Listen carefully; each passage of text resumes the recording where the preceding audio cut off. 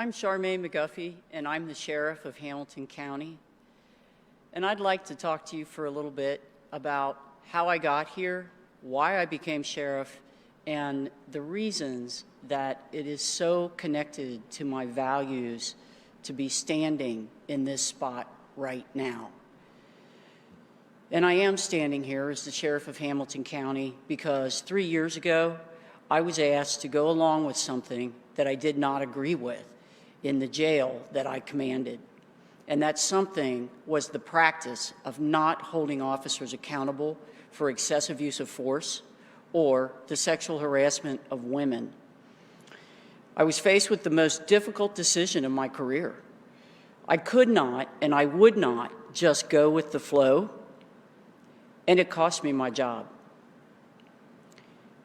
I'm certain that many of you have faced similar life circumstances when your values are tested, when you have to stand up for what you believe in, and it isn't always easy.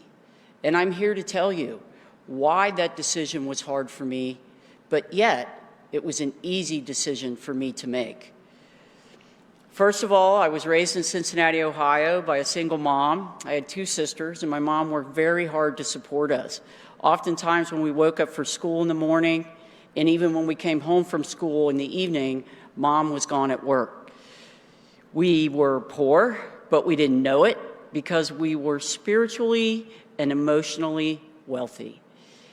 My mom instilled in us the values of hard work, integrity, kindness, and using our good fortune to help others.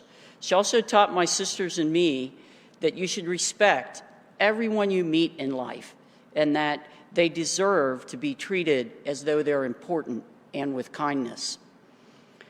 Everyone should be able to have their voices heard, and she led us by that example.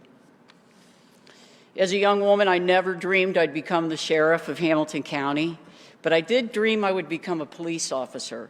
I chose my career precisely because of the many strong values that were instilled in me at a young age by my mother.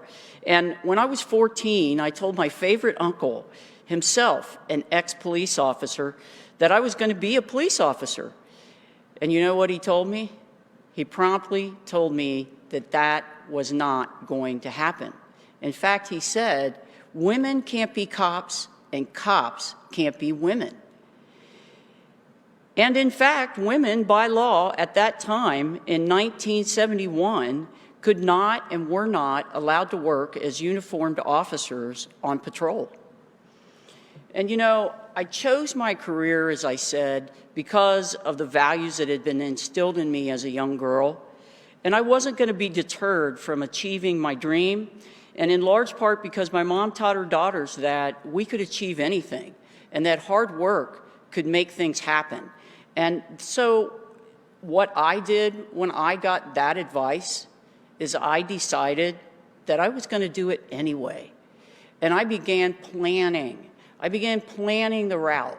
I began thinking about what it would feel like to put on the uniform and to have that success.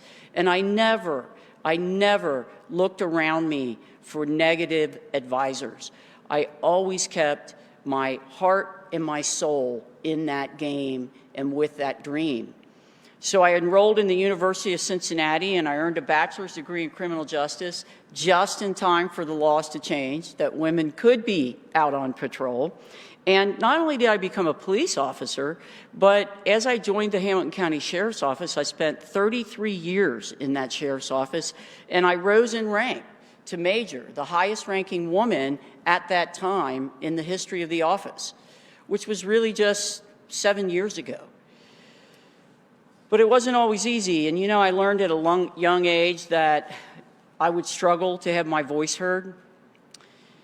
I made up my mind to follow my heart and my values, and I became a girl who was quietly determined to be strong, to be noticed, and to be heard.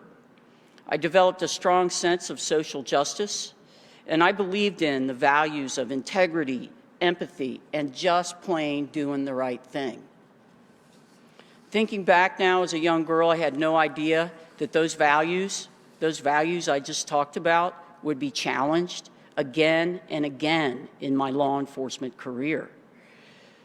that my very well-being would be harmed and that I would experience isolation, harassment, and vicious attacks to my character. My insistence on being treated with equal respect and that I wanted my ideas and efforts to be appreciated with the same high regard as those of the men that I worked with, well, that made many people uncomfortable. I was in my early 20s when I joined the Hamilton County Sheriff's Office, and I began a career as a jail service deputy, and I eventually achieved that rank of major in command of jail and court services. I worked in that male-dominated profession, and it quickly became apparent that competing with men in that world as a woman meant that I had no margin for error. And while I was fortunate to be mentored by some of the most excellent men in the business, I was also aware that there were men who very much resented my rise in rank. I continued to stay the course, and I was determined to rise above that hardship and all the hardships that I encountered. And what I did is I enjoyed every day I ever wore this uniform. I enjoyed every job I ever had in uniform. And I thrived on that day-to-day demand of running the third largest jail in the state of Ohio with a uniformed staff of some 600 men and women. However, there came a time when, as the major of the jail, I witnessed the behavior that I spoke of earlier. And I knew that it was ethically and morally wrong. That behavior, as I said, was the mistreatment of prisoners and women prisoners in the jail and women officers in the jail. And in fact, there were many officers who were not being held accountable for their wrong actions. I began to insist that these practices be stopped and the officers be disciplined.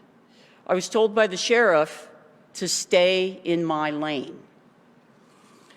I realized that even as the highest ranking woman in the sheriff's office, it still was not easy to have my voice heard. I was the commander of the jail at the time, and the values that I learned from my mother continued to drive my actions, and I knew that I couldn't allow this to happen. I knew that I needed to use my voice to make these things right, to hold officers accountable for their behavior. I refused to be quiet, I refused to go with the flow, and I refused to stand down. As I said, it cost me my job. May 2017, I was called to a meeting in the sheriff's office with he and the chief deputy. And in 15 minutes, my life took a drastic turn. In those 15 minutes, I was accused of being hostile, I was accused of lying, and I was relieved of my duty and stripped of my uniform. I was fired from my lifelong career, and I was devastated. I was in shock. All of this because I wasn't willing to stand by and witness behavior that didn't hold up to my own values of how you treat people with dignity and respect and the oath of office that we all took when we put on this uniform and wore this badge. So that's why I'm standing here today in front of you as the newly elected sheriff. Because after so much soul-searching and support from my friends and family, I decided that if I wanted to see true change, if I wanted to bring justice reform, I would have to be willing to fight for that, to fight for the opportunity to do that. And I wasn't willing, as I said, to stand down. I launched my candidacy in 2018, and I challenged the incumbent sheriff in the 2020 primary. I not only won, but I beat him with a 70% margin. And yes, that's the same man who fired me. I then faced a challenger in November in the general election, and I was elected sheriff. And there's so many life lessons in my own journey that I feel certain should be shared with women everywhere. There are times when we question ourselves. There are times when we question our values. We question whether we're good enough. And there are plenty of people out there to tell us we're not. But we continue to work, and we continue to hold those values, and we continue to hold what I call the line. Hold the line. Stay true to your values. Stay true to your heart. It will lead you to places just as it has led me to a place that I never dreamed I would be. In this uniform, wearing these stars, the sheriff of Hamilton County, the commander of 900 uniformed men and women. And I have to say that it wasn't always easy, but it was worth it. And I would not trade one moment of my career or my experience, as difficult as it could be, wouldn't trade one moment of it for anything in the world. As we celebrate National Women's Day, it is my hope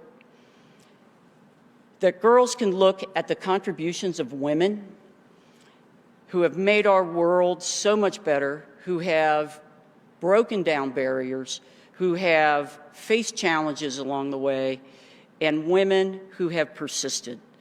I benefited from those women who came before me. I bow to them. I thank them. I'm grateful for them. It's because of them and my role model, my mom, because she worked so hard and met those challenges as a single parent. And I have to say, I do recall growing up, and something that you may experience along the way, particularly any young girls that are listening, is you can hear the word can't a lot more than you hear the word can. And what I want to remind you, and my message to every young girl and woman out there, is to go for your dreams, despite who might discourage you. Your voice matters, and you can make a difference. Thank you.